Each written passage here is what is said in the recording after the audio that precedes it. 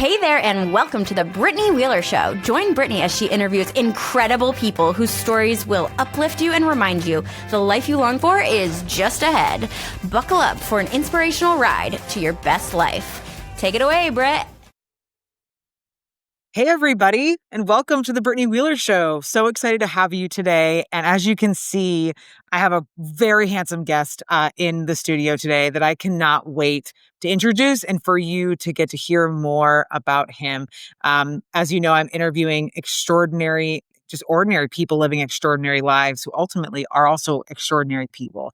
And so I was just thinking about this today, every single episode I have is so different and so unique. And that's such a representation of me and the kind of people I hang out with and know and meet. But it's also a great representation of the fact that this podcast is truly for anybody, even if it's just one episode. And that's our goal here, is to bless one person every single episode. So I'm going to introduce my guest. He is a husband, a father, almost of two. Second one is on the way. He is a son, a brother, a friend, an entrepreneur, an incredibly talented ceramicist. We'll have all of his information in the show notes so you can check it out and support him. He's an engineer, he's a teammate and a coach. We played rugby together, and he's an incredible human and very, very kind soul. And I am so excited. Please welcome Peter Ward to the Brittany Wheeler Show. Welcome, Peter. Thank you for having me, Britt. Of course. We got to talk a lot before we came on, and it just felt there's those people that you don't see for many years, and then things just like, it's super easy, it's not weird. And that was us. I was like really excited that we just kind of went back in and just had a really cool, easy conversation. I know it's what the audience is going to experience today too. Absolutely. I think that's like kind of like the epitome of our relationship a little bit, because like thinking back at school, I don't think we had a class together, like at all. And Nope. But like every time we ran into one another, it was like we had just known each other forever. It's like just conversation was super easy. And like, I think like even after college, we ran into each other like frequently outside of school. And you were at Old Navy. And oh my gosh. and like I had just like a random like $50 gift card, and I was like, I'll just go use this. And of course it's like the freaking flip-flop sale day. So like it was an absolute madhouse in there. And just like everyone had like armfuls of these like crappy flip-flops. It's ridiculous. And like, who do I run into? And I'm like, oh crap, it's Britt. Like, how you doing? Like, no way. Like, Yeah, it was so cool. And the same thing, like we just chatted for like a minute. I'm like, you are extremely busy with all these crazy ladies running around with flip-flops. So yeah. The moms that would give their kids, which my mom was one of them until I worked there and I made her stop. But moms will give their kids cash to stand in line behind them with 5 other pairs of flip-flops. Like, just a fun fact, they're usually like 2 for $5. They're not expensive flip-flops at all, so it's okay. And I remember, so you and I actually stayed. So I failed my second student teaching placement, and I stayed in the fall. And so I was not on campus, but I was like relatively close, and I had to come back for like different classes and stuff. So I think we also got to see each other a lot when the rest of 2012 had left, and you and I and a couple other people were still there. Yeah, the super senior thing. Yeah, it's fine. Oh my gosh, it's totally fine. It doesn't even matter now, right? Back then we were livid, but like now it's like, whatever. That was the most fun year I think I had. In general. Like, I was a little bummed, but because like I wanted to walk with everyone, but like, it's okay. Like, I'll just do a bunch of art classes and we'll be fine. And it was definitely a challenge too, because I fought tooth and nail, to be able to walk. Fun fact for everybody, if somebody tells you that the teacher that they have in this placement is not someone that you should do a placement with, don't try to prove them wrong. So that's where, take the advice. And I didn't take the advice. I was like, oh, not with me. I'm Brittany Wheeler. And I failed that placement. So Yeah. And obviously we talked about staying connected and things and, the segment that I share, unless you have something, if that was it, that's great. But usually I'll have the guest share either a story of us, or how we met or why you say yes to the podcast. So I'd love for the audience to hear if you have one that's like simmering. No, that was kind of it. I think it's like, again, because we didn't really have a lot of classes, but it's like I said, we always just would run into each other, and Yeah. it's like we had literally known each other for years, like every time we did. And, like us playing rugby together was like a blast. So we got to like see each other on and off the field. So that was just a Yeah. really cool experience getting to know each other, like besides an academic level. Yeah, and I think honestly, if as you were sharing that the first time, I was like, I feel like you and I were probably some of the most constants on like during our time at Pierce on the men and women's rugby team. Like I feel like if someone was to ask somebody now, years later that played rugby, like who comes to mind when you think about the men's rugby team or the women's rugby team? I'm very confident that you and I would be top 5 of the people that come to mind. And I just think that was the commitment to Yeah. the team and the game. And you were often like me, in leadership and involved in making sure that the vans came and there was somebody to drive and that the guys got there on time and that people were safe. And I know that I was working the same angles with the women's team. And that's the stuff that nobody really talks about.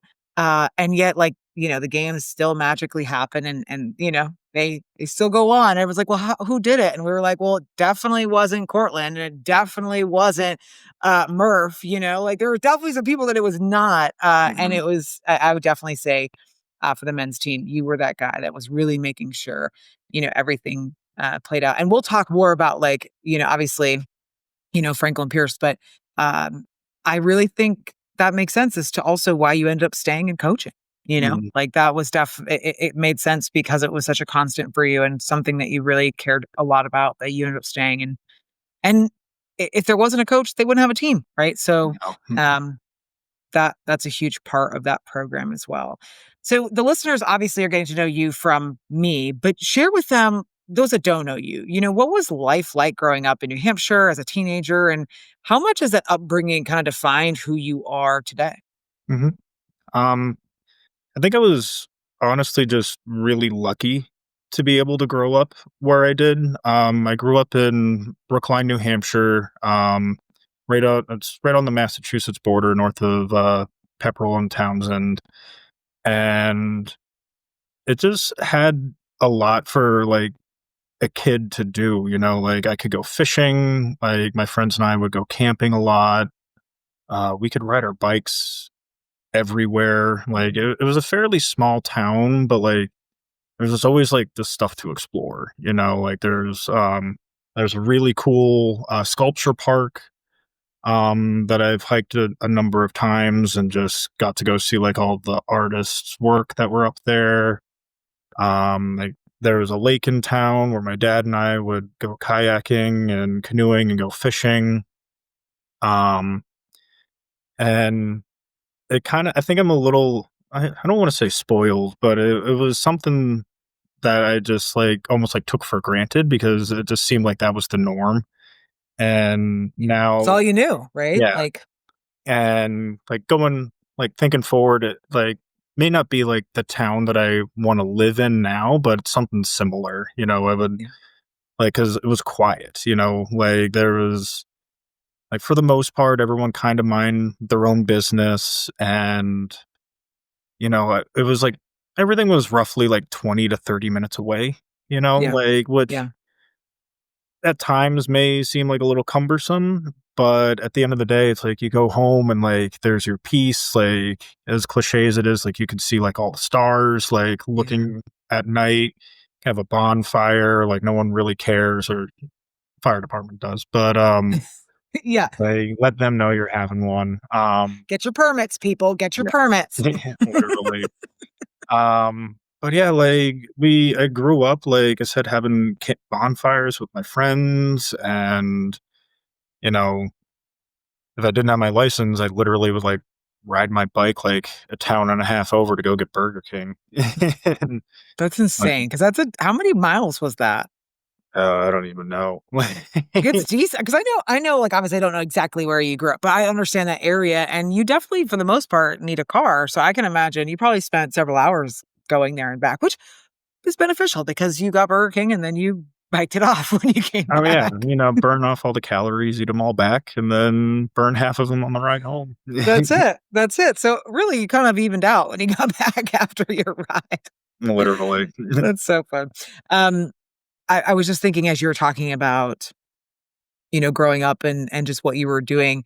And for those of you that don't know, Franklin Pierce University was named after not so great president of the United States, but we know it differently, just as Franklin Pierce University, and it's in southwestern New Hampshire, right on the edge of a mountain. There is a pond which is we I don't know, it feels like more like a lake, but it's not, it's a pond. And we were surrounded, like one of the things that we could do the most at the university was outdoor things, right? Was, being involved with campus rec, and we played rugby and club sports and club activities and slip and slides and things like that. So thinking about that and then you sharing how you grew up, like, is that what attracted you to Pierce? Is that what made you choose Franklin Pierce ultimately? I think so, yeah. Like I got into a lot of other like bigger schools, and after visiting them, like I kind of got like really intimidated and like just kind of scared of like this isn't the environment I want to be in. There's like so many people everywhere, and you know, I like rarely even went to Boston. We never like really Mhm. traveled, and when I visited Pierce, I was like, I think it's just because it reminded me a lot of home in general, but Yeah. and it was fairly close. Pierce was like, less than an hour of a drive from where I lived, Yeah. but I didn't have a car. So it felt like I was way further than I was. And my parents, like, they would come and visit every now and then, but they weren't like, oh, we're going to come up every weekend to come see you and this, that, and whatever. So, like, it gave me that illusion that I was further away than I really was. And yeah, just waking up, I was like, this is my environment. Like there's trees, like the campus is quiet at night, like you can wake up. I would go fishing on Pearly Pond, Mhm. go to the rope swing during summer sessions, and I was like, this is the life I want to lead, like doing this stuff. Yeah. And to think, I just have such imagery of Pierce in my mind and painting a picture for those that don't know. I mean, if you Google Franklin Pierce, like you'll want to visit, and you can just go to franklinpierce.edu and go to their summer, whatever the page is where you can, the summer events, and you can reserve, campus housing when the students aren't there. But I like when you think about it, it was literally like, it was hidden. Like, it wasn't like Keene State or Fitchburg State or UNH or anything where, like, you saw the campus. Like, it was right in the middle. Like, Franklin Pierce, the best part, I mean, maybe it's just for me, but the best part was turning down University Drive, Yeah.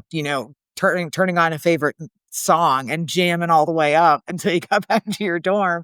But that Mhm. was like almost a mile and before you even hit the campus. And so it was just really, like you said, it made those elements really true. Where it could be quiet. You couldn't hear the road because the main thoroughfare was so far away from where we stayed on campus. And it was really, really, like you said, quiet and beautiful. And I miss it. Like I Yeah. do, Mhm. like when I think of fall and I think of like, Franklin Pierce, and I think of just driving down University Drive, like just those memories, they don't really go away, at least for Mhm. me. You have like flashbacks whenever you like drive up University Drive, and it's just like, oh yeah, there's my dorm, like, Yeah. and there's like too many memories or lack thereof too. But Yeah. Yeah. like it's just like ultimate nostalgia, like for such a small campus too. Like I brought my wife there, and she went to Ohio State, so Oh, wow. Complete like opposite of you. her freshman class was like basically the number of students at Yeah. Franklin Pierce. Yeah. So when I brought her there, and it's like, babe, don't blink. Like, That's it. we're gonna go for a loop. And she was like, "Oh, we're done? Like, yeah, we can go walk around." Like, Yeah, yeah. I love taking people to Pierce, and I maybe it's, and you probably do the same thing, but I'm like, isn't it beautiful? And I like pump them up in the ride, and then like you get to Four Corners and you go up by Petrocelli and you're driving by and you like, I just drive slow and I'm like, isn't this amazing? And then it ends and they're like, that's all you're excited about? Like I've had people genuinely be like your wife, like that's it. I'm like, wasn't that enough? Like, aren't you? It's the best part. I mean, I'll mhm, show you where the fields are, but that's all we got. mhm. So how did Franklin Pierce for you pave the way for the dreams that you have now and the dreams that you're currently living out? Um, honestly, like at I don't know if I really had a lot of dreams when I was at Pierce, to be Yeah. 100% honest. I didn't really have a lot of motivation and direction. Um, but I will say that Pierce helped me find my passions, that's for sure. Yeah. Um, I know we've been talking a lot about rugby, like that became such a huge part of my life. Like my total career was on the better side of 15 years of being involved with rugby. And then, of course, pottery, like I, I wouldn't have found that if I hadn't been at Franklin Pierce, or if I hadn't gone to college in general. And, that's what I'm most grateful for. Like I said, like, cause like thinking about it, like I don't know if I really had like any real dreams or aspirations while I was in school. It's Yeah. like, I was having fun. I was just enjoying what I was doing right then and there. And it didn't really hit me until like after I left school. Like, okay, what am I going to do now? Like, I have an art degree and like a couple minors under my belt. Like, what am I going to do with that? Yeah. you know, um, but definitely like art, like kind of helped give me focus and it gave me like a real sense of direction about what I wanted, and like I really wasn't as happy as I was while I like did art. Like there was a big stint in my working career where I wasn't doing pottery at all, and like I got really kind of depressed, and I was doing landscaping and with one of my really good friends, and he just looked at me. He's like, "Dude, are you okay? Like you're not really like talking as much as you were," and it's like I don't know if I'm doing like what I really want to be doing. Yeah. And it's like, I don't know if I want to be like building retaining walls and patios and like sweating my ass off every day and like not making a lot of money. Like, at least if I'm not going to make a lot of money, I want to be happy like doing it. You know what I mean? Yeah. And, um, so like Pierce definitely helped me find like that passion and something inside me that like sets off a spark and Yeah. makes me like motivated to do something that makes me happy. Yeah. And I like can relate so much to what you're saying because I feel like when I when I look at back at my time at Franklin Pierce and I look at my 4-year degree, somebody could look at me from the outside in and be like, wow, that was a waste of money because I'm not necessarily technically using my degree technically. Um, why didn't you go into business and why didn't you start there since that's really where you became an entrepreneur and all these things. And, the more and more that I interview, well, first off, the more that I interview, I'm getting Franklin Pierce alumni saying what I already knew, which was that for the most part, Pierce, yes, provided an education, but provided more of like frameworks of the character and the human beings that we would become.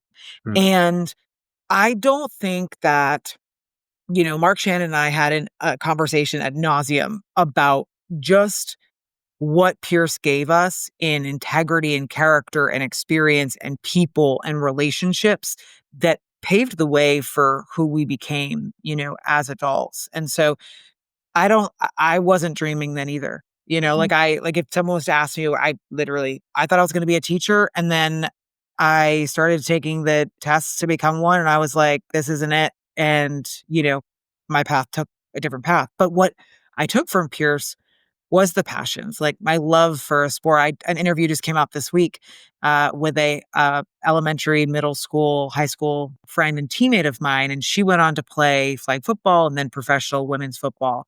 And we both bonded to the fact that we found a sport. We were both very aggressive in high school as athletes, very like physical players that were penalized and talked down to and told to be more feminine and, getting fouls in basketball. And then I found rugby and I was like, wait a second, you want me to hit somebody? I don't know if I can do that. This is it. And then I became, the player like that I never imagined I could become. And it's, You became Hot Wheels. I did become Hot Wheels.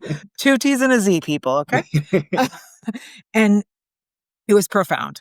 Playing that sport was profound as it, was just so many things. But I would agree with you, going back to Pierce and really thinking, and that is, what you shared as your story of taking away from Pierce is literally, I think what almost every single Franco Pierce alum I've interviewed so far is, it was never really about Petrocelli or, Marcasella, the places we took classes. It was about what was happening outside and, in the dorms and in, campus rec that I think really all defined us. And there's a lot of people that didn't go to school for what they're doing now, and that's okay. But I just was, what has been really profound to me in my research of getting Franklin Pierce guests on and why it like lights me up is not that I get to sit and talk shop or, talk good old days, but it's that the men and women I'm interviewing are doing such extraordinary things,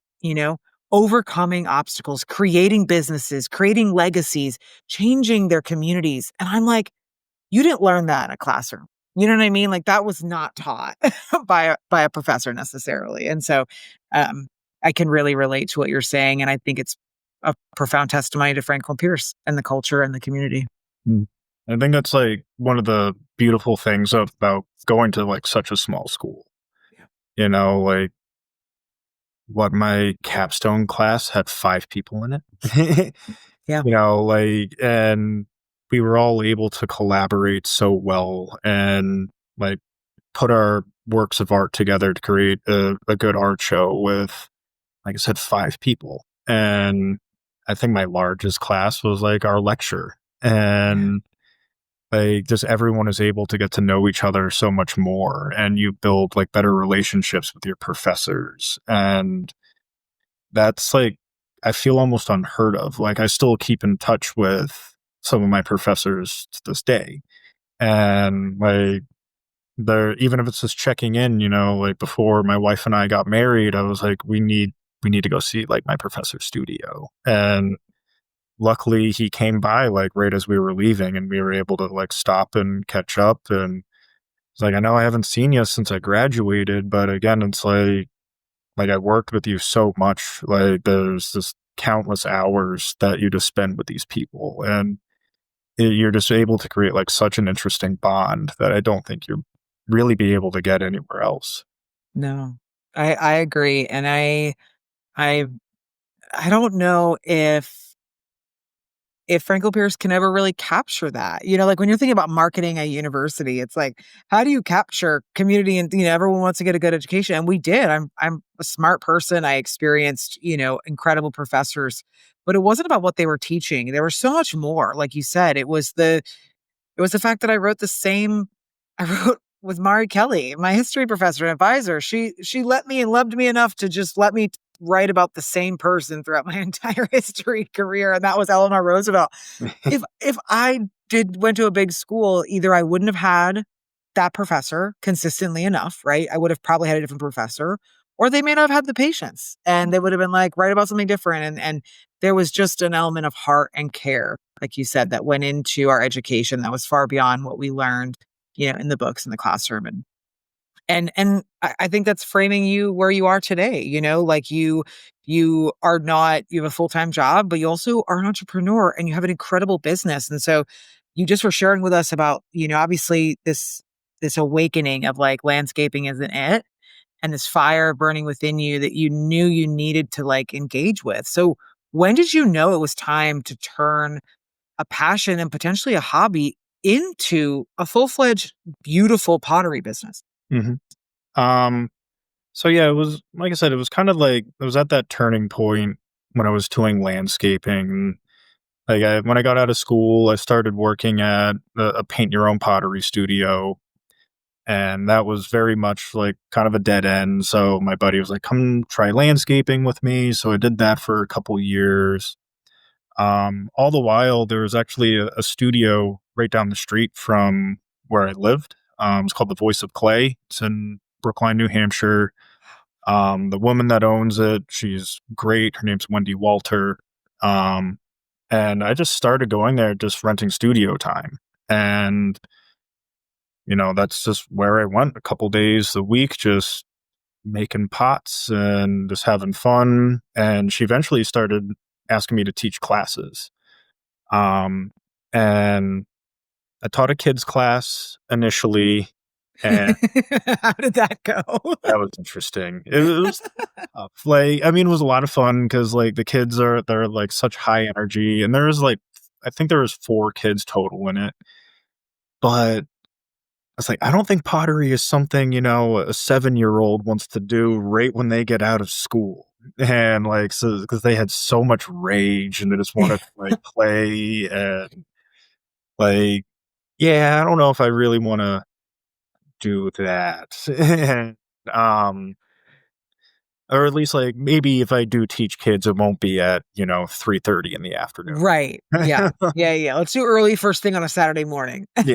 Um, but she started doing like these classes that you could buy on Groupon to like come like learn how to throw a bowl, and they were like BYOB, so people would get like parties of people together. And fun fact, that's actually how I met my wife. Yeah, Did she come and take your class? yeah. That's so cool. Wait, tell me more. Pause. Keep going. I want to hear this story. So she came in with her dad, and my just went through the motions, like taught him how to make a bowl. Like we were just talking, and this was before like the classes got really popular. So it was like just her and her dad that were there.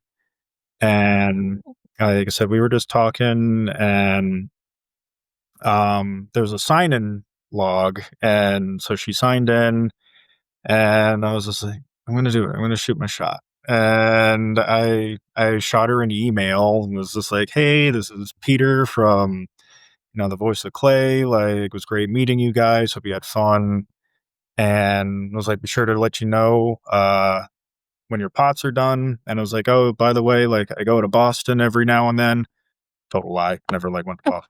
Like, and I was like, go to Boston every now and then. Like, let's go to like Honest Taqueria and get a burrito sometime. And yeah, she emailed me back.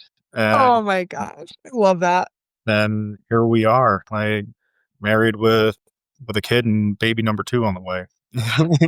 For all the guys out there, shoot your shot, man. Yeah. Even if it's via email with a one-time pottery class. Because like that is, I'm tickled and I could cry at like just the romanticness of that whole thing and the courage you had to have to be like, okay, I know nothing about this person, but I'm interested. I'm just gonna do it. And that like also not for nothing, but like because I am such a like a breadcrumbs thinker and like a thinking about the bigger picture. If you did not follow your passion to get back into clay and ultimately pursue the path and then go take the classes, you may not have never met your wife. Like, Probably wouldn't have. isn't that like also such a beautiful moment of like, wow, the thing that I love and the woman that I love can come at the same time. They can exist together. And I think a lot of people struggle with that. They struggle with, well, if I pursue my passion, I'm going to give up this. And it's like, it's an exchange, but there's also beautiful things that can come from that, like meeting your person or living in a place you love to live or whatever. Oh my gosh. Yeah, So cool. that's Wow. wild. So like That's so I can say like pottery like helped like shape my life, and literally. so, but yeah, like I said, I met Diana, met her there, And like I said, I was teaching classes, and they were fun. But then we started like getting serious, and we're like, we need to move forward, and we ended up moving in together. We moved to Billerica, and it just started to be a lot because like I was still working in Manchester, so I had a long commute. Then I would commute to to Brookline, and then go home. And it was just a lot in general, a lot of driving, a lot of time. I'm not spending time with her. And my landlord was nice enough to let me set up shop in his basement. And I bought my own kiln. I bought my wheel, and it's like, I think I'm just gonna set up my own place like here at home. So like I can just go to work and come home and start doing pottery there. Um, and then that kind of just like started prospering, and it was actually like COVID that kind of like set the wheels really in motion because like I was making stuff mostly for craft fairs. I was doing a lot of craft fairs, and they're fun, but again, there's so much work, like you have to box everything up, you have to put together a display, and there's a high chance like you're not going to sell anything. Like my first craft fair, I sold nothing. Like did not sell anything, and just like sat there. I'm like, am I good? Like, is this something I want to do? And I'm like, we'll see what the next one brings. And um, but then COVID started happening, and I had like 15 fairs lined up, and just one by one, I would just get an email. It's like, sorry, this event is canceled. This event is canceled. Like, and just got to a point where it's like, okay, I got nothing. I have like 400 pots in my basement. Like, what am I going to do? Oh my gosh. Yeah. Because you were making the inventory to be able to sell it, right? So, oh my gosh. Then it was just like, why don't I try Etsy? Like, let's just see what happens there. And so, again, it was a decent amount of work getting that all set up because I have to photograph everything, price it out, get shipping together, and it was a whole new element to like the business that I had never dealt with before. But the plus side of it was like after I launched the site, I sold out every pot like before the new year. Wow. And I was like, and when did you officially like click open on the Etsy shop?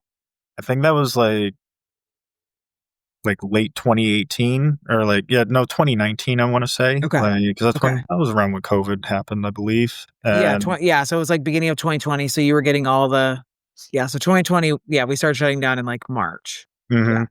And that's been my primary thing since. Like I haven't done a fair ever since I launched my site, and that's been a total game changer for me. Like, eventually, it's like, okay, like we should start to transfer away from, this platform, like have my website be able to sell to sell my work that way. But until then, like, baby number two, house, like all these other things happening. I still work full time. Yeah. Like all these other things will start to progress and fall in line. But it was really like COVID, I think, is what was the big turning point for us to like really be able to get the pottery business off the ground. So, I mean, you have such a gift. Like I'll tell you offline the idea that I gave Bobby, for his business, involves you.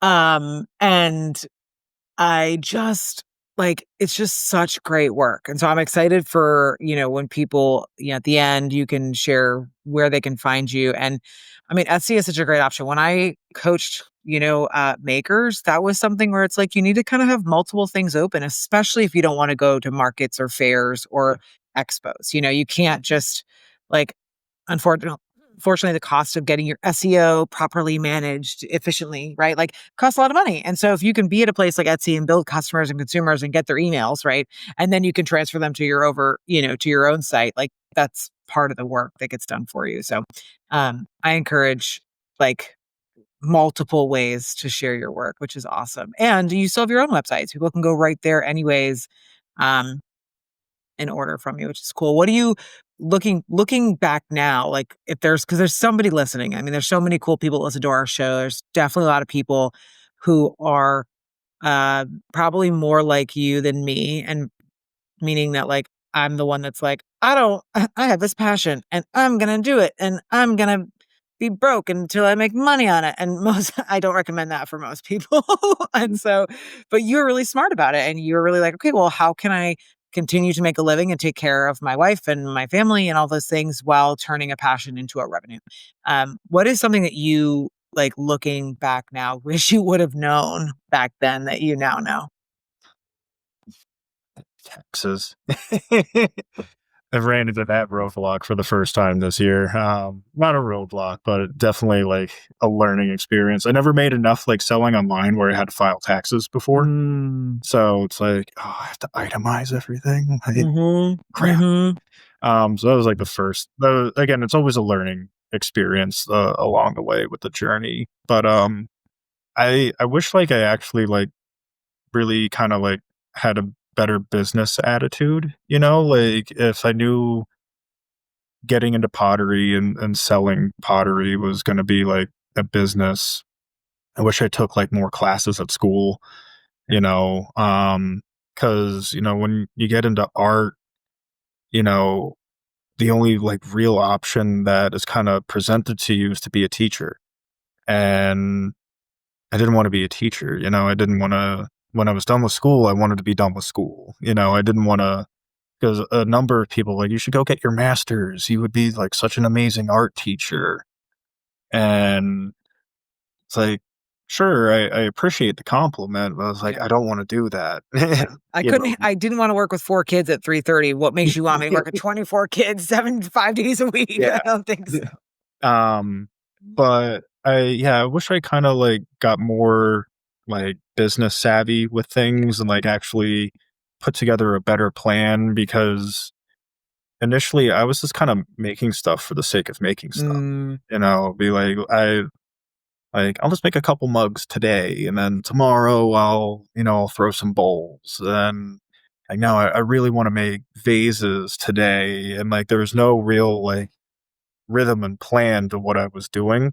Yeah. And and again, like I have my total ADD moments where it's just like I'm done making mugs. I don't want to do that. And like be like I'll throw like a moon jar, and but like now it's like, okay, like what am I gonna do today? Like, okay, I'm gonna prep all my clay. Like then tomorrow I'll like clean off my bats, so I'll mop the studio and like actually have like a set plan in place rather than just, winging it, because that it works in some cases, but not every day of the week. And like I had my most lucrative year like over like this past year, and it's like if I want this to grow, like I can't just be nonchalant about it anymore. It's like I have to take this seriously. And if I do want to like actually be able to like eventually leave my full-time job and do pottery full-time, like I have to get serious. I have to like be organized and be on top of my shit. It's like, because nothing successful is just winged. You know what I mean? No. And it's a challenge. Like I think I'm working with an artist right now, and I've worked with many artists, and it's a challenge to like activate both sides of you, which is that creative side. And some people are gifted and have an operations brain as well. And so they're not afraid of spreadsheets and organizing, but not every artist is like that. Some of it, that side of you is learned, right? And practiced, and it's discipline, because you're right. You really have to start from like where you want to be, like, and I love that approach to business in general, is like, okay, like what's your goal, to be making every single month? And then, okay, what is it going to take to get there? So think big and start small, because that way you know what the steps you have to take to get there. But there's a saying that I love, and I've used it. I've been an entrepreneur for 11 years, and it's like, if you treat it like a hobby, it's going to pay you like a hobby. If you treat it like a business, it's going to pay you like a business. And, you're at that crossroad moment where you've been consistent enough to see, okay, this has got really great potential. And now it's just sitting down and, really getting the frameworks in place to do it right. And this is a perfect season for you to like put your head down in a sense because you're going to have a little one. So you don't need to go and try to grow the business, but you can go try to strategically plan, right? And strategically like think about how do we want this to look? And what is it going to cost for me to invest? Because I can't do it all. So what do I want to give up? And what am I willing to pay someone else to do? And that's a really cool time for you because you can be holding your newborn son and just, writing it out on a pen and paper or whatever. And just, that's really cool without the pressure of having to be out there, growing a revenue because you're like, no, it's just a planning season. So I think that's a blessing of the season you have coming is like, don't try to blow it out of the water. Just take this time to, be with your wife and family and create a plan. Yeah. Cause like that part does not come natural to me, it like, and I'm so grateful for my wife because she is like that planner. Yeah. You know what I mean? Like she, like I've always like used to say like, oh, it'll be okay. Everything will work out. And she's like, no, it won't. We need a plan. We need to like actually like sit down and figure this out because like being nonchalant is like fine to an extent, but like if we want to like be successful, like this is what you got to do. And I'm like, yeah. But it's not fun. So it's nice to see that you're still the same guy you were at 20. Yeah. But it's like, it's a big mental shift that has been like kind of a challenge for me. It's just like, like, yes, like this craft is fun for me. It is a release. It's an escape from, the day to day. But like, I can't be looking at it from just like solely a fun perspective anymore. Like is it going to be a hobby or is it going to be a business? And like, that's the crossroads that I'm at right now. It's like, okay, like I need it to be a business and I need it to be successful because otherwise it's not really, I should just make it a hobby if I'm not going to be serious. You know what I mean? Right. And that's a challenge too, because, you're in this moment of like, okay, I want to treat it like a business. Okay, what do I do first?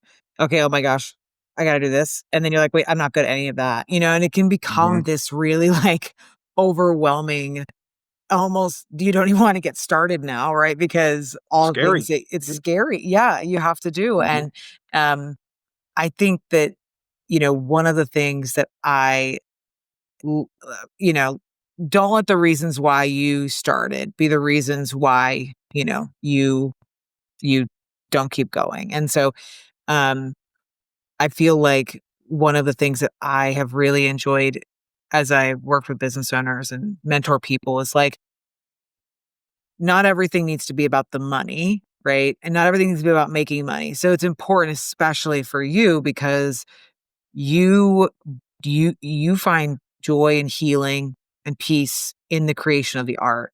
And so it's really thinking through what part of that process or is there a type of medium that comes out or whether it's a bowl or a certain piece that you want to protect and say, hey, you know what, like I'm not going to turn that part into a structured process because I'm going to let that be the thing that I just organically create. Maybe I give them as gifts if I want to, or create them for family, but I'm not going to put a price tag and then a process around that. And so I think that's important to think through because then not every part of your business becomes a business. The thing that you loved about it can still be what you love about it. And then there's a whole element of that business that makes money. And that's only something that you can figure out. You know what I mean? Like, because it's what you feel and what you're experiencing when you're, at the wheel and when you're creating. And my sister is very, very like loves pottery, super, entry level. And she had an opportunity to make money doing pottery. And it was like one of those experiences where it went wrong, but for all the right reasons. I think it was a great learning experience. And she was like, I don't know if I want to turn that into money because I don't want to lose the joy for what it is. And so, you just have to hold on to what part can you be like whimsical and just, nonchalant. And then what's part of the business that that's going to grow a profit and you have structure with.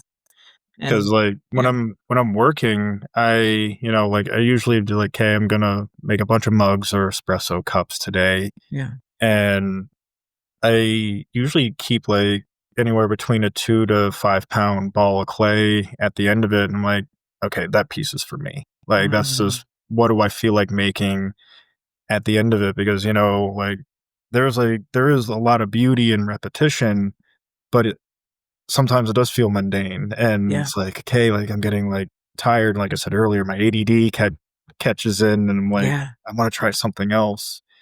But I have to like keep in mind, it's like that production is what almost allows me to be able to make these fun things. yeah, So it is a bit of a balancing act where it's like, and like, don't get me wrong, like I'm just as happy selling a $20 piece as I am a $120 piece. yeah, for sure.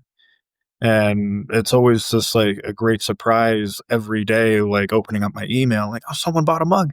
Like, Yeah, cool. yeah, Like, someone actually wants my work. Like, that's yeah, awesome. yeah, And, but like, that was just something my aunt told me when I got out of college. And because she's a bit of an art collector, and she was just like, she said just that. She was like, your $20 pieces are going to allow you to make your $120 pieces. yeah, And it's eventually those $120 pieces are what are going to get you recognized. yeah, And it was like, okay, yeah, let's see what absolutely, happens.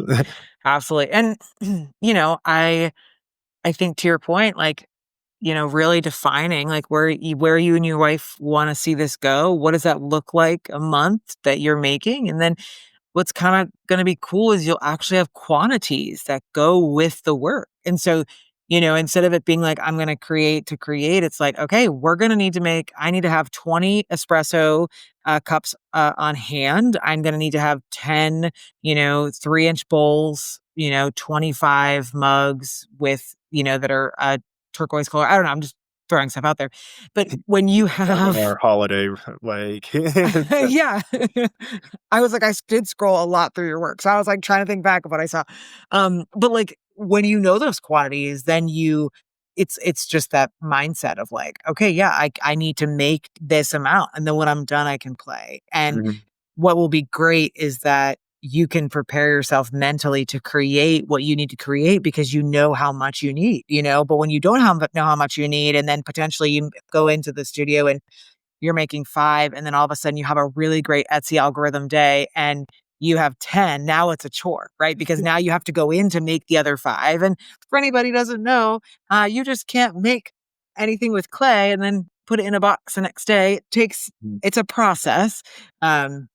So I think that will help you too, is just preparing like what's coming in and what you're selling. And it it takes a little bit, but like I like your aunt was so smart, is like the $20 things are gonna make you money, and they're gonna grow your people and your reach. Like, the people that are gonna buy your $120 pieces are the men and women that have bought a couple of mugs and really love your work and are trusting you and have just become invested in who you are as an artist. And so many people are like, when they think of artists, they're like, "Oh my gosh, they sell in the gallery and they sell these pieces and these once in a lifetime." Like, those are the broke ones, you guys. Those are the ones that like are not, they're staying on people's couches because art is so subjective. And so the beauty, what I love doing with people, and you're figuring it out too, is like, especially with your aunt's advice, is like, how can you recreate something in a process that will actually bring in revenue of what you can create, and then keep the originals and those unique pieces, but just know that those unique pieces are not going to sell every single day. Those are going to be sought after. The average artist, the average person, I think, will go into an art studio at least 5 times before they decide to get a piece. And so it's like, how many times are people coming to your website, right? Before they reach out to you and say, hey, can you make something custom? Or, hey, this piece is really, great. We finally want it. Um, and so in the meantime, though, the bills got to get paid. So Yeah, what's, exactly. what can you make that will, someone's like, oh, I can afford $20. So I could do that, versus a $20,000 piece that someone's, created.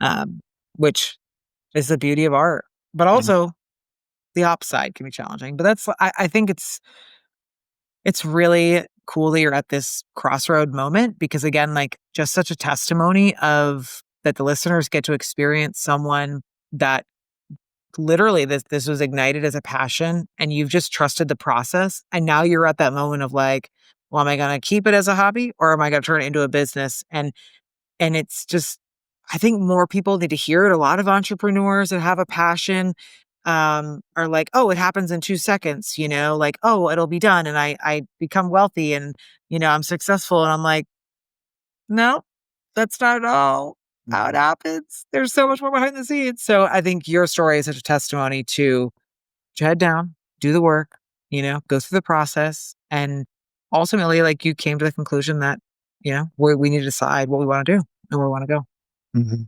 Exactly. Because plus, like, pottery is such a niche thing, like, Yeah. like, like so many people say it's like art, it like speaks to you. And like, but like, you really can't touch a painting. Like pottery is such a tangible craft and like you have to pick it up. You have to feel it. You want to know what the weight is. Like if it's a drinking vessel, like how does it feel when you like put it to your lips? And, cause like I go to like the New England Craftsman's Fair every year and like, yeah, some of these works are incredible and I just walk right past them. And then like, I'll see like a little teacup that is like, no, that's what I want. And like I'll pick it up, I'll feel it in my hand, and like sometimes I'll just like look at the artist, and be like, "Can you just hold on to this for me? I'm gonna like do one more loop, and then I'll be back around." And it's like I think in that aspect, yeah, like it is like what it says to you, and like how does it make you feel? And I think that is like an embodiment of what pottery is. Like it invokes so many feelings across the board, and like if you're not feeling it, like you don't buy it. Yeah. Like, because if you're questioning it, Yeah. you shouldn't. That's the same thing with a lot of stuff across the board. Like, if you have to like double guess it, like, probably just go with your gut and like move on instead of just like, biting a bullet and being like, no, you want to know it's something that you want. And that's what I strive for is like, I want to make stuff that I know people will enjoy. And so that's when I'm looking at a form or a glaze combination. It's like, what is appealing and what is like going to invoke joy and happiness in people. So you guys, this is why you want to buy Peter's clay is because he's doing it for you. He's not doing it for himself. He's not doing it for a profit, of course, like yes, buy it so that he can, feed his children, but not the point. The point is that he's doing it to it's so much more than just clay. It's what the clay becomes and how it becomes that. And like you said, the emotional connection. And I just think that's it's beautiful, it's special, and it's such a representation of who you are and who I've known you to be and your heart. And, I will say, there's a saying of like, how you do one thing is how you do everything. And I think you do everything with 100% of yourself and with 100% heart. Like, I don't think I've ever seen you do something halfway or do it because you're like you don't care about it because then you don't do it at all. Like you're not gonna, you know what I mean? Like I can't give you an example, but even in our 4 years, like if there were things that you didn't feel passionate about, you weren't a part of those conversations or you weren't involved in them because if you're not emotionally connected and going to give it your all, you weren't even going to be a part of it. And that's profound. That's really, and now you're creating a brand and a legacy, and I love what you talked about, like with a cup and this was a paint. This was a paint and like a clay, paint and sip kind of thing. It was my first job out of college. That's it, right? So this was a paint and sip, and I was like, I want to have a mug. Now, I'm not very good at art. I'm very good at helping artists, but not very good at art. You are. Thank you. You just haven't found the right medium. You're right. That's yes, probably you're right. And I was so pumped. And I was like, all right, these are all, if I could pick, these are basically the colors of the Brittany Wheeler show. Like I was so pumped because I was like, you know what?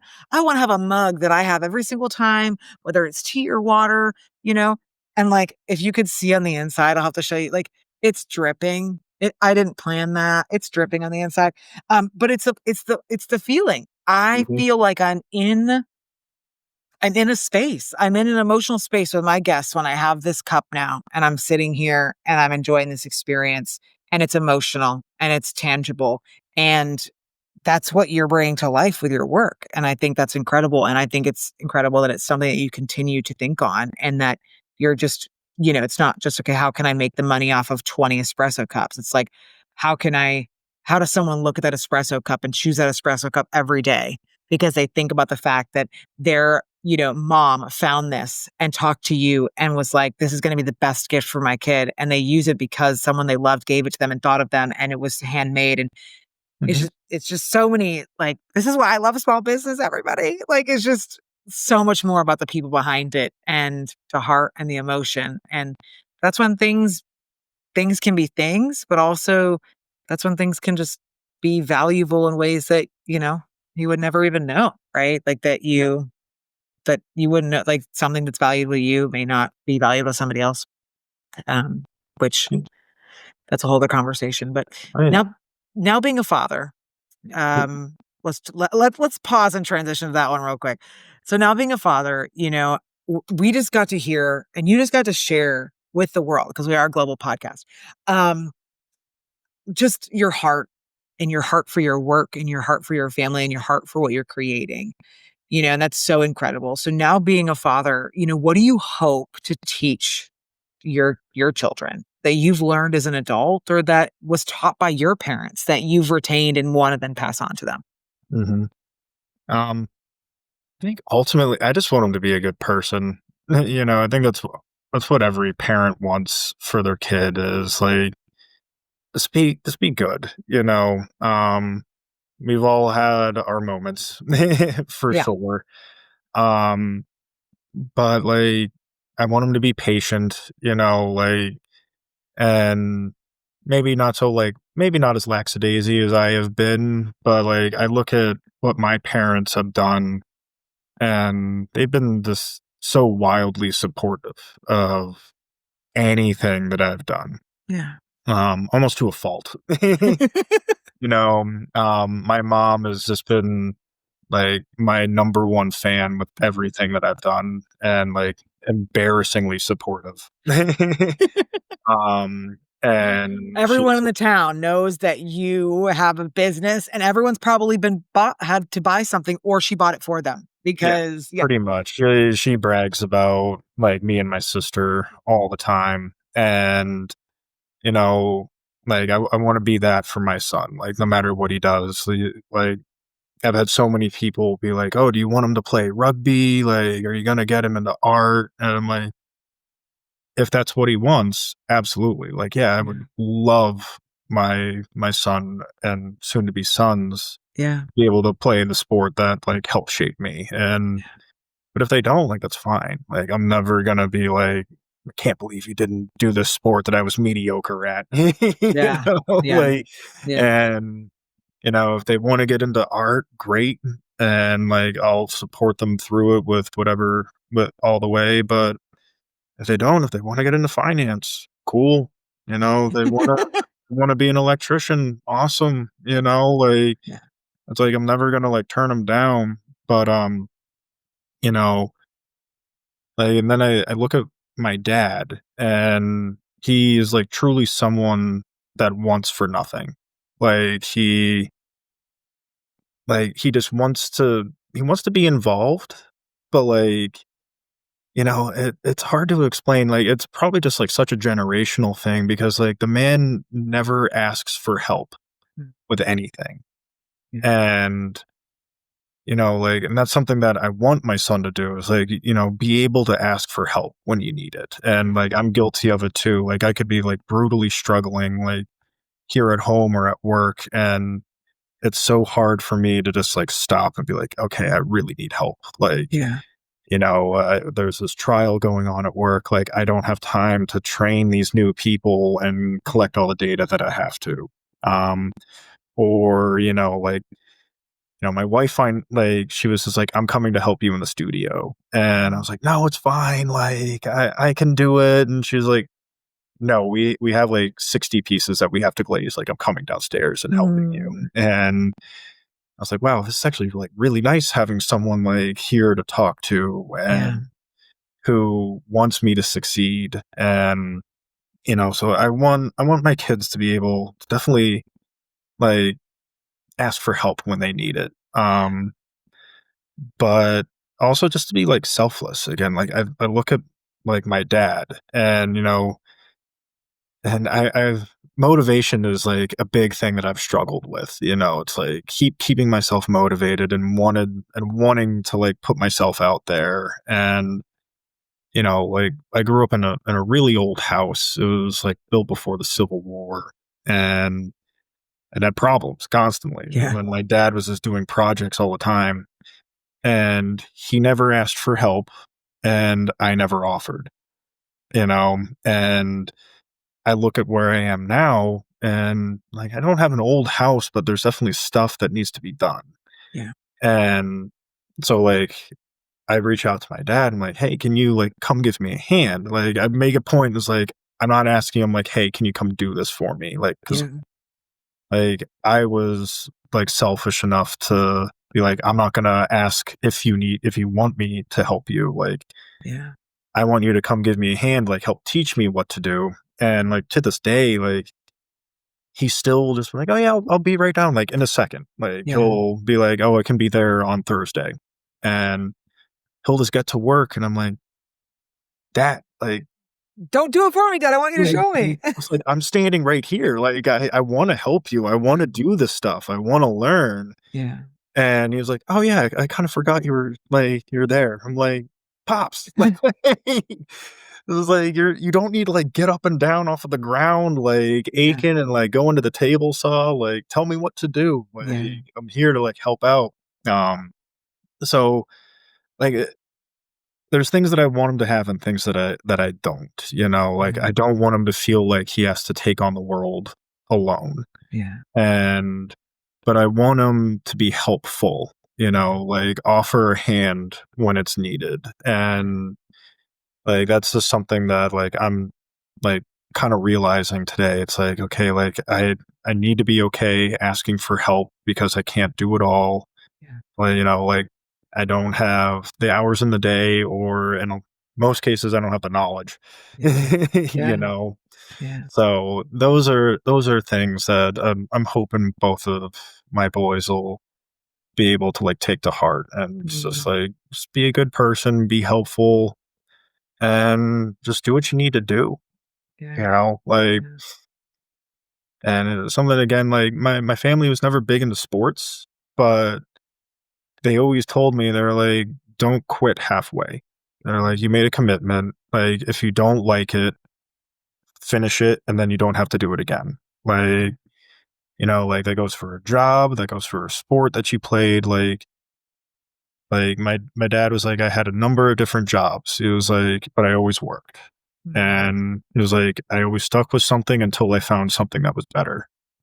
And so, and if that's the case, like, yeah, find the better and then move on from there so you're able to grow that way. And like, if you pick a sport, you make a commitment to it, like finish the season, whether you're miserable, like you're going to learn something regardless, like and it could be as simple as like, I learned I never want to do this again, you know? But it's just like follow through with what you say that you're going to do. And these are things that I myself struggle with as well. Be fully transparent, like if I say I'm going to do something, I need to do it.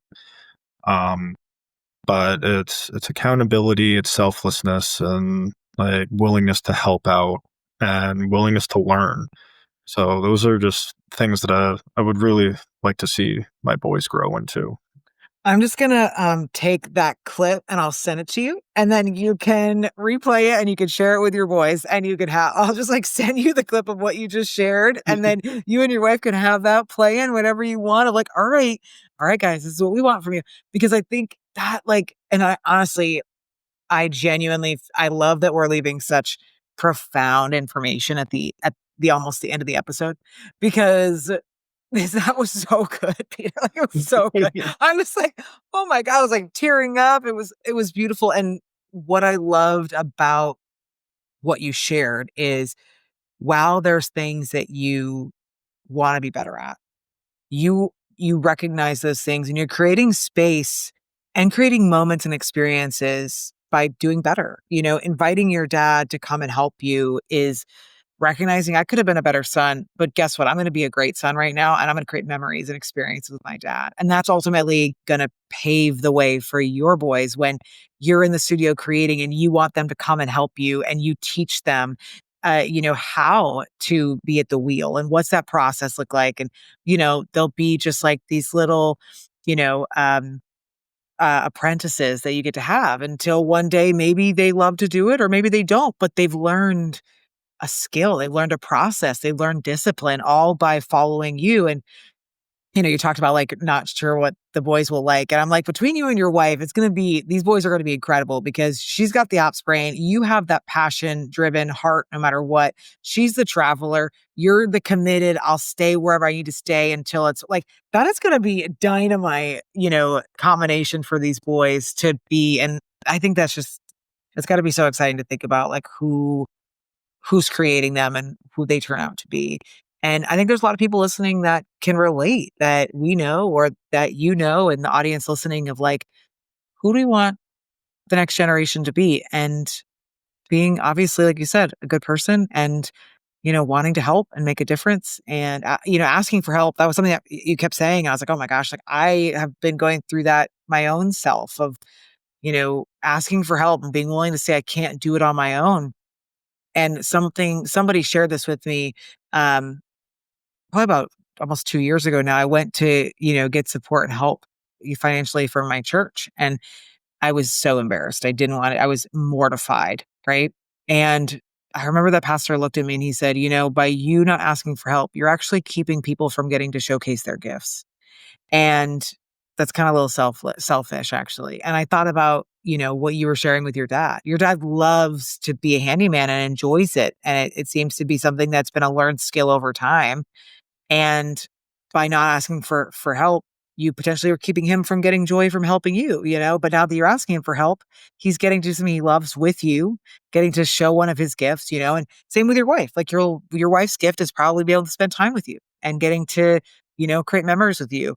She may not necessarily love everything about pottery, but it's about you and it's about supporting you. And that's part of giving of gifts, that, all those love languages that we hear about. And so anybody out there, if you're, I don't know whether I should ask for help. It's something I struggle with. Just when you're not sure, you need to ask yourself, like, whose gifts am I keeping from being used? And I think about asking a friend, this friend is really good at hospitality. And, am I going to keep this person from doing their gifts? And you got to start small. I was sharing last week, if you have a hard time asking for help, don't go ask someone to change your tire or, to donate your mortgage payment, right? Start small with like, hey, I'm running behind. We're all hanging out watching a game together. I'm not going to be able to go grab beer. Can you grab beer today on the way and I'll Venmo you, right? Like those are the things you have to practice in a small way to make the big things feel less insurmountable. Right? Because otherwise you're definitely not asking for somebody to give you a mortgage payment if you can't ask them to grab you some beer and send a Venmo. But it does. It's all the small stuff, that we have to practice little patterns and habits every day to build up to the big stuff, especially when asking for help. Mm-hmm. It's like the hardest thing. Like I think about it all the time at work, and we hired a lot of new people recently, and it's like literally there's so much other things like falling to the wayside because I'm busy trying to train these guys, get them to where they need to be to keep the business flowing. And I think my manager's like, Pete, did you get to do this? I'm like, no, I'm here doing that. And he was like, if you need help with something, like I can step in. And he was like, you just need to let me know. And I'm like, it's like, that's not part of my language, boss. Yeah. Can you train me on that? And it's like getting out of my own way. And that's so difficult for a lot of people across the board, is like knowing your own limitations and what you can and can't do. And it's like, it just, a lot of the times it doesn't feel right, but it'll make you don't want to go crazy because of like the volume of work that can load up.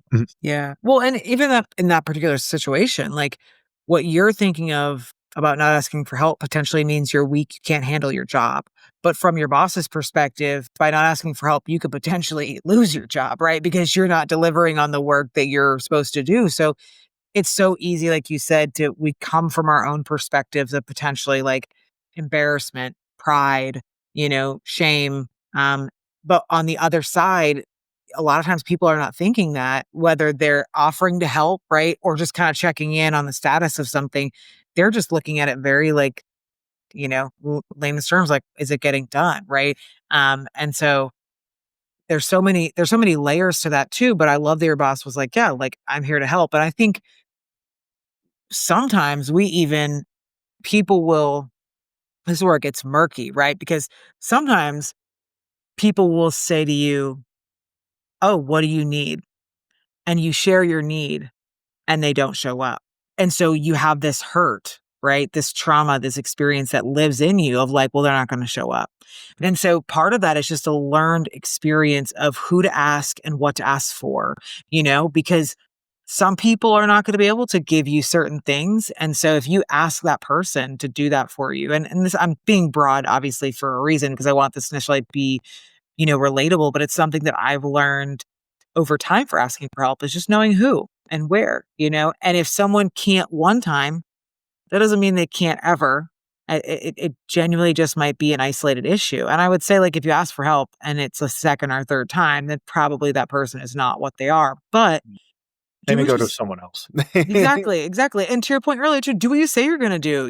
A friend of mine here locally that I just met, I offered to help. I was like, kind of a crazy situation, moving out of her house and all the things. And I was like, what can I do? Can I help? And she was like, yeah, you can help.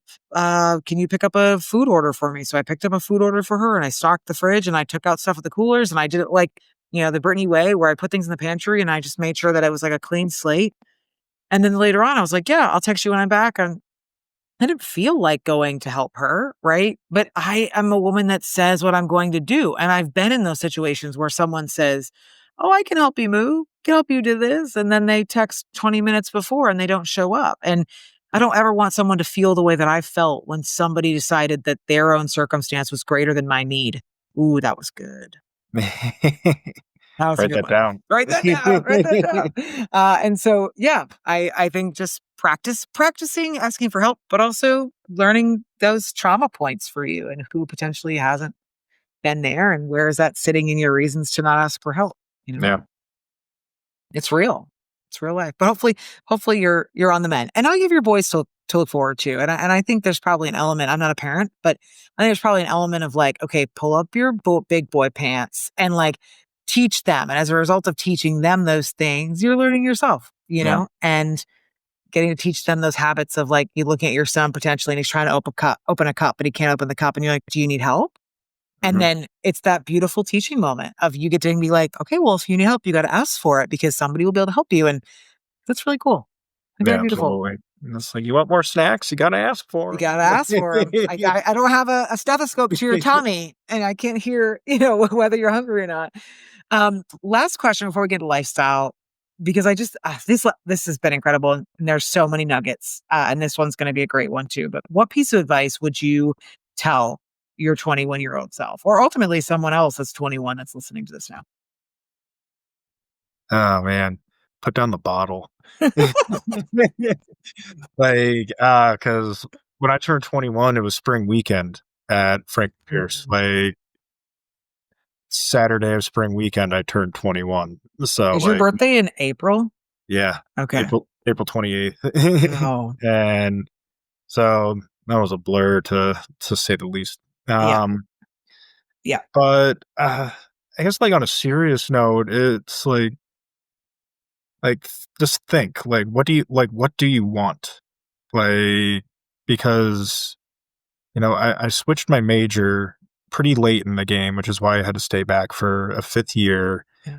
I was doing mass communication and media production and getting into it. I was like, this isn't what I want. Like it's like and like maybe I just didn't explore deep enough, like the avenues of mass comm and what I initially got into it for and what I wanted from it. But it's just like actually like sit down, like think like, what is it that you want? And try to get like some semblance of a plan. It doesn't have to be a master one, but like have some direction. And cause like I know so many people like that not necessarily even went to Pierce that like pursued exactly what they were like, this is why I'm here, this is what I'm gonna do. Mhm. And, like have that drive and have that direction that, like these people have, and we're all different, like that's what makes us all unique and Yeah. special. But just like get some plan in order, like put the bottle down, like let your mind clear for a minute. Um, but I guess like also like don't be afraid. Like don't be afraid of what can happen because, thinking back on it, like I missed a lot of like really potentially awesome opportunities, my professor was like, "Oh, like there's a woman I know in New Zealand that you can go do a pottery apprenticeship with."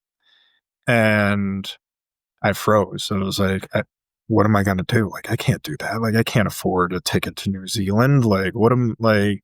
I'm not good enough at pottery to go do this." And then she was like, "Oh, well, I also know this potter in North Carolina. He's outside of Asheville. He's a world-renowned potter. Like, he's looking for new apprentices." Again, it froze up. I was like, I can't leave my bubble. Like, I can't like the bubble that is Franklin Pierce and Brookline, New Hampshire. Like, you're crazy, Yeah. And there's this, and there's another one, even not even moving far away. Another one in Vermont that I even reached out to him. I was like, "Hey, are you looking for a potter?" And they're like, "Yeah, we would love like a local person. Like, we try to like hire people that are within the New England area." And again, I froze. It was just like, I can't do that. Like, what am I gonna do? Like, if I leave, like, where I'm from, you know what I mean? Mhm. And even like now, like, it was a tough transition moving literally 30 minutes south, Yeah. and that was a really hard thing for me to get over. But it's like, you can't be afraid because like these are like, and granted, like I am where I am because of what I did. Like I hate looking at hindsight. Yeah. It's like you can't look at what you could have done. Like, well, if you had done this, you would be here. I'm like, well, that doesn't matter because I Yeah. didn't do it. You Yeah. know what I mean? Um, but it's like, don't be afraid of those opportunities because they ultimately you can come home. Like, your home is not going anywhere. Like, your parents will always be there, and, I really don't know many people that are just like, "Oh, if I leave, my parents aren't gonna take me back," And, like, everything could potentially just be a stepping stone or, it could be a setback, but it's neither of them are necessarily a bad thing. No. And, it's like, don't be afraid of what could happen, like, you see like those inspirational like crap on Instagrams, like buy that ticket, get this, like Yeah. order that beer, like go on the trip. And, especially after like meeting my wife, like she's the traveler. She's like, yeah, let's do it. Let's go. Like, why didn't you go? Like, Yeah. and she was the one that said that. It was like, you can always go home. Mm. She was like, she's like, I taught English in Vietnam, but like I knew I could go home if I didn't want to stay there. And so I guess that's like the big underlying thing is this: don't be afraid because like it's just like a blip in the grand scheme of things of Yeah. what could happen.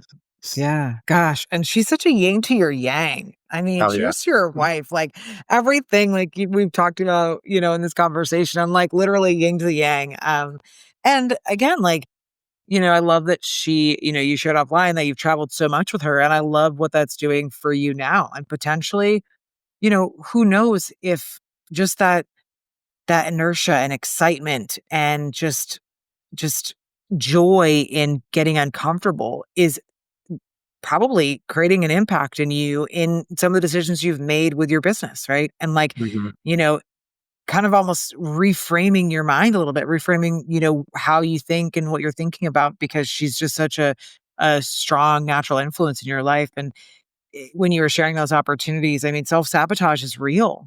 Yeah. It's Very. subconscious and we don't know we're doing it, but it's real. And it's something that I've been really mindful of in this season myself of like just making sure that I am not doing anything intentionally that could have a really big impact. And, whether that's not taking an opportunity, whether that's, pushing off something that I should have done the day before. You know what I mean? Whether it's like, oh, I don't want to go to that coffee appointment. Like I've just been really intentional because in this season of as I produce and as I'm, whether this podcasts or just being an entrepreneur in general, those opportunities they're available, but if you're not open and seeing them clearly, they could be the thing that you miss that leads you to the thing that breaks you through, right? And so um I think if anybody's listening and you're going for something big, a job, you want to, you taught a class for your future wife and you want to email her, right? Like, don't hold back. Like, don't have fear. Don't ask what if, like, don't ask like, what if it won't work? Ask what if it does, right? Mm, Like with your exactly. bit, like what if it does work, right? Like that's amazing. And in everything you shared today, Peter, it's like, what if it does? Like you're on the precipice of so many beautiful, amazing things of like, what if what if it does work that I ask for help? What if it does work that I turn this business fully and I push on the gas, with a strategic plan and I move forward? What if it does, work that I'm teaching my kids all these amazing qualities of being a human? Like there's just so many beautiful like future moments that are presenting themselves that are kind of exciting when you think about it of what's Yeah. possible, what's coming for you. It's so cool. So It's a cool. wild ride, that's for sure. Yeah. And I totally agree with the put the bottle down. I mean, uh, being that I ended up being a social alcoholic and, now I'm sober 3 years later. Yeah. That's awesome. Yeah. Put the bottle down. Thank you. It Thank you. Yeah, I barely even drink now, like, it's just I don't need it. Yeah. Like, it was like, yeah, I'll have, like, a beer here and there, but other than that, it's like, I don't need it anymore, No. And, No. like, yeah, it's not a necessity like No. I thought Yeah. it was, you know what I mean? Yes. I mean, same. And Mark Shannon and I talked about it, particularly with college, like how it really defined us socially and like how Yeah, people very. really expected a lot, even from you, right? Like they expected a lot of you drinking, and not that they expected you to drink, but when you drank, like there was this person, like people were expecting Hot Wheels, they were expecting this energy. And that kind of, after my surgery, that continued to transcend into adulthood. And then it became part of my inner working that like, entertaining and drinking were synonymous with each other. And that's just not the case. And what I've come to learn in the time of sobriety is that most successful entrepreneurs don't drink. Yeah. And I'm like, okay, cool. So now I'm part of the cool kids club because I don't drink, instead of potentially feeling, ousted or not feeling like I belong, getting to feel like, okay, cool. Like if you want to be successful and create a legacy and it's okay that you don't drink because those things like, you don't need it, but also the clear of mind. Like, you are your own boss. That's amazing. You Mhm. are your own boss. It fucking sucks. Like, like it's both. And if I was drinking the way that I was drinking before, like even like my entrepreneurial lifestyle's changed dramatically in 3 years, the capacity that I have, like the neuron repair. I also take mushroom powder, but the neuron repair that's happened in my mind, Peter, is insane because I've Yeah. stopped drinking. And, I don't have to worry about how am I going to feel after hanging out with friends. Like I can wake up Okay. and be functioning and intentional and on fire. And I can imagine that's the same for you with Clay. It's like you can get up in the morning and go and be at the wheel versus having to, nurse a Lie in hangover. bed for the next 4 hours feeling like Yeah. crap. Yeah. Exactly.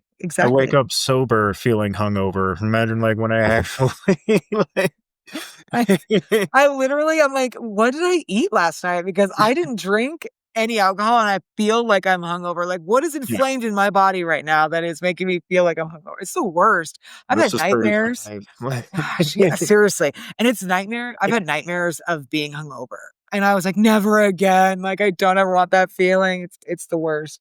But thank you so much for being here. This was incredible. I hope you enjoyed yourself and you felt like this was a great conversation because I, Oh, I this is felt it awesome. so profound. And I know we got 2 lifestyle questions that we'll wrap up with, but I just like I love when I get to sit in conversations with people that I know and I'm blown away by what we get to experience in the studio. And so if I'm blown away and I'm sitting here, I know that so many people that know you, that know us, that are just listeners of the show are going to be so impacted by what you shared. It's so raw and real. And I'm just excited for people to get to follow you, to get to buy your work and have an element of your heart that you put out there and what you create. And I mean, I cannot wait to keep staying in touch and to keep hearing of what you're doing and what you're creating and how the business goes, because it's just going to go up from here. I feel it like I appreciate that for sure. yeah, it's going to be big. So the two lifestyle questions are: what is your favorite coffee shop or drink spot if you don't drink coffee? And what's your go-to order? So there's this place in Billerica. It's called Java's Brewin'. Okay. They have like a million flavors of coffee. I know it's like, oh, they're not really that flavor. I'm like, I don't care. It's delicious. They just have like this Twix coffee that's like, I have like such a wild sweet tooth in general. So, and I also don't like, for how early I have to get up for work, I don't really drink a lot of coffee and like Yeah. try to limit caffeine a Yeah. lot. So like that's just like a little treat It's a that we treat. have. And they also make like these amazing muffins, like literally muffins like half the size of your head. Like they're Oh my gosh. insane. And they have like pistachio and banana chocolate chip and like blue, like all like the classics, but it's like I said, they're like huge. So And you it's can like, share. You could literally get one to share with you and your wife. You don't need to no, get one yourself. Oh, no. it's just for you. I thought we um, were being selfless here, Peter. yeah, we usually go and like we'll get like 3 or 4 of them Okay. up, and it's like we need to try like a Yeah. bit of each of them that they have. Um, but yeah, that place is awesome. It's like right on the Chelmsford Billerica line. Okay. If anyone's around there, definitely go check them out. Yeah, we have a lot of New England listeners, and so I know there'll be a lot of people. And obviously Bobby lives nearish you, close-ish you, so his recommendations and stuff. And yeah, we have a lot of people listening to New England. And I honestly, when I go back, I've been taking notes of all the people when they're giving places to go in New England when I come and visit, because like yeah, you got your regular spots, but I always like trying new spots. So that'll be a spot All that I right. go and check out, which will be cool. What is a book that you've read multiple times, or maybe just read once? It's like been really profound, and you believe someone listening should read it too. Does Hop on Pop count?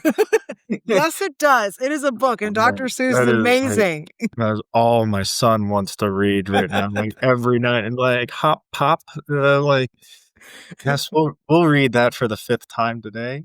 So the bigger Um, question is, can you share with the audience a page or two, since you maybe have it memorized because you've read uh, it so much? House Mouse, House on a Mouse. Like, man, he loves it. Like, it is adorable, but like, on a serious note, it's embarrassing. I don't read It's like okay. nearly as much as I should. But my wife and I have actually like started reading this parenting book. It's called Hunt, Gather, Parent, Okay. and it's it's amazing. It's about this woman that has gone to 3 different cultures from around the world and just seen how these people raise and start families. And like she takes a deep dive into Western culture and what we consider normal for raising a family and starting a family, and then looking at what everyone else, or like not everyone, but like these 3 different Yeah. cultures and how they function. And it's really kind of incredible, like her perspective of it. And it's just like, and as I'm reading it and as we're reading it, it's just like, why the hell do we do that? Like this is so dumb. Why don't we have like the community like these people do? Like why do we like think like being alone is so much better? And yeah, there's a lot of like very interesting things. So like anyone that's starting a family or has toddlers, like I highly recommend picking it up. That's awesome. And it makes sense, especially with your wife just having such a knack for traveling in cultures. I mean, that makes sense that she, would want to read that too. And it's just so profound. I think I am I just I very much am always posturing myself in a place of curiosity. I'm always curious. Like why did someone do that? Why do they do that? Why do they like that? What is that like? Like I'm the girl that watched Netflix in different I watch different Netflix shows, whether it's in Dutch or German. One time I will admit it. Okay, so the German The Voice for Kids came out. Now, I didn't watch Choice. it. It's a choice. I didn't watch it, but I follow them on Instagram. There were no subtitles. I just listened to these beautiful children sing songs in German. Now, fortunately for me, every once in a while there was an English speaking, song that they sang, but I was hooked. I was like, Yeah. because at the end of the day, like it wasn't about what I didn't understand. It was the things that we share, right? Like the judge's reaction, the excitement, the parents crying in the background. Like those are all the same things in America versus, the same in Germany. But there's just a language in the middle. And so, yeah, just being curious. And like you said, as it comes to raising kids, understanding how other people do it, to be fair, also can create a lot of empathy and compassion, even here amongst those that maybe go to the same daycare as you or in your community or people you work with, that you can kind of see how culturally or their family is impacted the way they raise kids. And we can just, again, put ourselves in a place of curiosity versus maybe judgment or, oh, well, they do that way, we do this way. It's just enlightening. And that's profound. That's cool. Mhm. Absolutely. It's really, really cool. Okay. Now to the best part of the night. Where can people find you and where can they access and buy all of your art and your Um, pieces? so I'm on Facebook and Instagram. They're both the same. It says Peter Ward Pottery. And actually, yeah, it's the same on Etsy. It's just Peter Ward Pottery. So I need to be better about posting. I started like doing a bunch of like little reels of just how I make certain things and trying to document like my process a bit. Um, but I will get better at it. I Yeah. promise. Yeah. But yeah, like if you want to give me a follow, give me a like. You can DM me if you have questions, if you're looking to get into the craft. I'm always happy to point people in the right direction, or if you're looking for a studio, I know a ton, at least in, you know, the greater New England area. Yeah. So be happy to point you in the right direction. No supply houses, everything like that. And a lot of them, they all shop local, so like it's all like really helpful to the communities in that area. So that's super nice knowing. But yeah, if you want to support me, it's my Etsy shop is Peter Ward Pottery. I try to do updates periodically, and I'll release that on my social medias. So yeah, definitely keep an eye out. And if you support me, and you find me from here, definitely let me know. I'll write you a good note, and that'd be great. It's awesome. Yeah. And and what's really cool about this episode is that we'll be on YouTube when this comes out, which means people on Oh, that's YouTube will awesome. also get it. So I was just literally processing that as you were running through all the places. I was like, oh my gosh, we're also going to be on YouTube at this episode. And this is going to be so huge for him. And so that's great. So you're watching this on YouTube. Oh, Follow that's him awesome. on all those places. Thank you. Yes. It's a big, it's a big feat in a sense. I've been kind of like you. Other things of my life, haven't done it like you. The podcast, I've done it like you, where I've taken my time, been really intentional, like strategically grown and getting to a place where, okay, like, are you going to treat this like, do you want this to be just like a basic podcast or do you want this to be, do you want this to be a top producing podcast globally? And that's my vision and my goal for this podcast. And so some of those things you got to do, the processes, the systems, and getting to YouTube is more work. And so I wanted to make sure that number one, my guests were prepared, that the, kind of conversations that we're producing, everyone feels great, which means they have like, there's so many small things that go into an episode. And so finally getting it on YouTube is going to be huge because so many consumers love to listen and or watch. and it'll be obviously really great for your audience. And again, for people to get to see you and know you. And I'm just excited for this episode to come out and do what it's going to do. And that's change lives. I feel it. It's so big, so big. So thank you so much. And seriously, guys, check out Peter Ward Pottery. I'm not even joking. Like, the pieces are incredibly beautiful and so special, and you will not regret supporting him. And honestly, I feel like it's funny because you've been on the show just sharing your story and, just being yourself. And it's the biggest testimony that the world is going to hear as to why they should support you, because how he is right here is how he is off camera, is offline. And those are the kind of men and women that you want to put your money towards. So thank you so much for coming. Seriously. Oh, thank you for having me. This was awesome. So cool. So cool. And you guys, check out Peter on all the places that you have social media, including following his Etsy shop. Share. Follow us on Instagram, TikTok, subscribe to this YouTube channel. It's so weird saying that because I've never said that before. And I hear all these YouTubers, subscribe to our channel, subscribe to this channel, The Brittany Wheeler Show. Follow us and share this episode. If you are a Franklin Pierce alum and you haven't shared this episode, this is me staring at you. Share the episode, because being a fellow Raven or a fellow Raven rugby player, it's your job to share Peter and what he's doing with the world. So thank you guys so much. As always, do good things, make me proud, and we'll see you next time. Bye, everybody.